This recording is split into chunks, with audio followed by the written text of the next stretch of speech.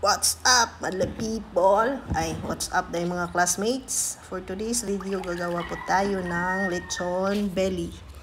Yan po, nahiwa ko na po yan para dyan natin ipaslak yung mga ingredients, classmates, like spring onion, garlic, onion, at saka lemongrass, etc. Yan. Gumawa po ako niya. Actually, dyan natin ibabrine yung belly.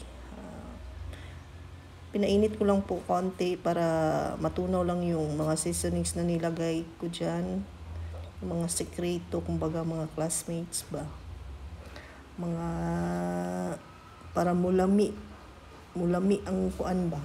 Ang timplada. Ayan mga classmates, dyan ko ibabrine yung belly para manuot talaga classmates yung lasa. At saka lumambot yung karni, kumbaga mga classmates. Ayan. Binrine ko po yan ng mga 2 to 3 hours. Anon, bago